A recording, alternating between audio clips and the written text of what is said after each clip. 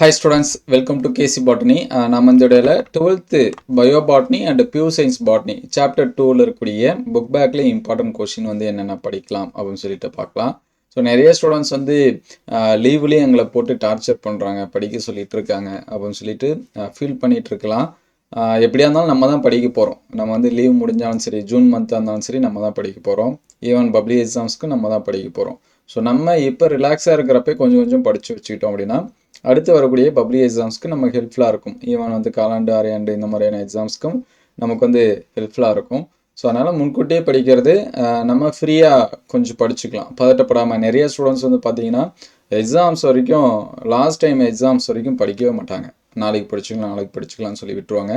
So இருக்கக்கூடிய டைமை கரெக்டாக யூட்டிலைஸ் பண்ணி வச்சுங்க. ஸோ ஃபஸ்ட்டு சாப்டர் 2 பொறுத்த வரைக்கும் புக் பேக்கு நல்லா படிச்சிருங்க. அதிகமான கொஸ்டின் வந்து புக் பேக்லேருந்து தான் 2வது லெசன்லேருந்து கேட்குறாங்க. ஸோ ஃபஸ்ட்டு பார்த்தீங்கன்னா இந்த 22 மெண்டல் 7 வேறுபட்ட பண்புகள், இது வந்து நல்லா நோட் பண்ணி வச்சுங்க. இயர் கொஷின்லையும் அதிகமாக கேட்கக்கூடிய கொஷினு.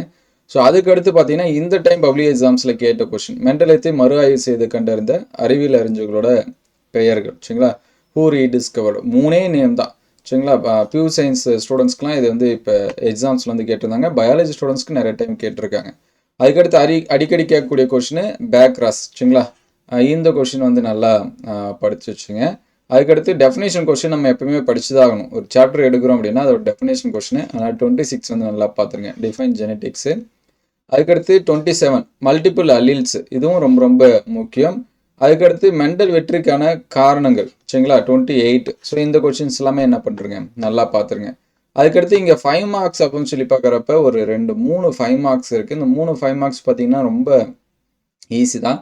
அதர்வைஸ் செகண்ட் லெசனில் என்ன ஒரு பெனிஃபிட் அப்படின்னா, நீங்கள் அந்த சார்ட் போட தெரிஞ்சால் உங்களுக்கு வந்து போதும். சரிங்களா, மோனோ ஹைப்ரிடாக இருக்கட்டும், டை ஹைப்ரிடாக இருக்கட்டும், அதுக்கடுத்து வரக்கூடிய ஜீன் இன்ட்ராக்ஷனில் வரக்கூடிய அந்த கொஷின்ஸாக இருக்கட்டும். சரிங்களா, டாமினன்ட் எபிஸ்டாட்டிஸு.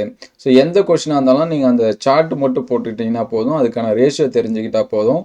அதை வச்சு நம்ம எக்ஸ்பிளனேஷன் கொடுத்துக்கலாம். சரிங்களா, உதாரணத்துக்கு பார்த்தீங்கன்னா இந்த ஓங்குதன்மை மரத்தில் இருக்குது பார்த்தீங்கன்னா 32, இது வந்து அதிகமாக பப்ளிக் எக்ஸாம்ஸில் வந்து கேட்பாங்க, டாமினன்ட் எபிஸ்டாட்டிஸ் அப்படின்னு சொல்லிட்டு. அதனால் இது வந்து 5 மார்க்ஸில் வந்து நல்லா பார்த்து வச்சுங்க. அதுக்கடுத்து இன்னொன்று இருக்குது, இன்கம்ப்ளீட் டாமினன்ஸ் அப்படின்னு ஒரு கொஷின் இருக்குது. சரிங்களா, முழுமையற்ற ஓங்குதன்மை அப்படின்னு சொல்லிட்டு இருக்கு.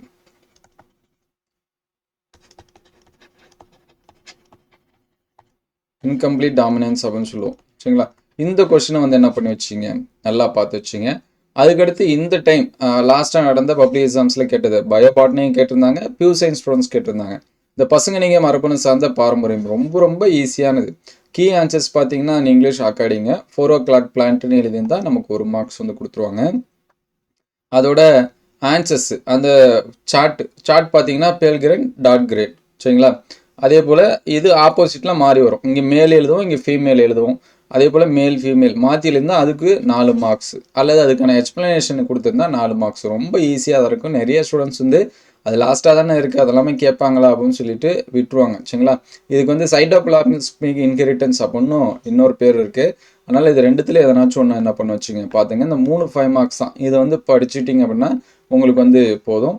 ஸோ அதுக்கடுத்து இன்னும் கொஞ்சம் இதாக கேட்குறாங்க அப்படின்னா இந்த தொடர்ச்சியற்ற வேறுபாடு, அதுக்கடுத்து தொடர்ச்சியான வேறுபாடு, difference between continuous discontinue variation, இதை வந்து என்ன பண்ணி வச்சுங்க, நல்லா பார்த்து வச்சுங்க. ஸோ இந்த கொஷின்ஸ் வந்து பார்த்தாலே போதும். அதுக்கடுத்து 3 மார்க்ஸில் பார்த்தீங்கன்னா இந்த அட்டாவிசம், முதுமரபு மீட்சி அப்படின்னு சொல்லிட்டு இருக்கும். அதுக்கடுத்து கொல்லி மரபணு. சரிங்களா, லீத்தல் ஜீன் அப்படின்னு சொல்லிட்டு இருக்கும்.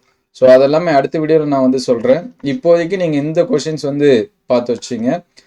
லீத்தல் ஜீன் அப்படின்னு சொல்லிட்டு இருக்கோம். இந்த கொஷின்ஸ் வந்து மட்டுமே பாருங்கள். இது பார்த்தாலே உங்களுக்கு வந்து ஃபில் ஆடும்.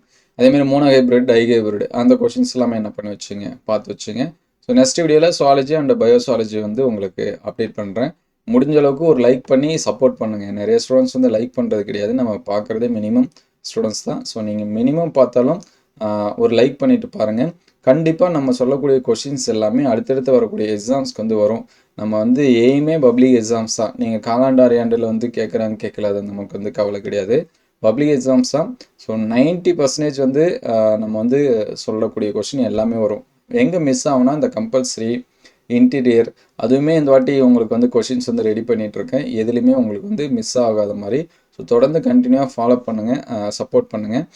உங்களுக்கு எதாவது டவுட்னா கமெண்ட் பண்ணுங்கள். அடுத்தடுத்த வீடியோவில் நம்ம வந்து என்ன பண்ணுவோம், அப்டேட் பண்ணுவோம். ஸோ கொஞ்சம் ரெகுலராக டிலே ஆகிறதுக்கு காரணம் என்னென்னா, இப்போ ரீசெண்டாக பேப்பர் கரெக்ஷன் இது எல்லாமே இருந்துச்சு. அதனால் நம்ம போயிட்டு வரதுக்கு டைமிங் கொஞ்சம் அதிகம். மார்னிங் வந்து ஏர்லியராக கிளம்புற மாதிரி இருக்கும், ஈவினிங் லேட்டாகவும் வரத்துக்கு.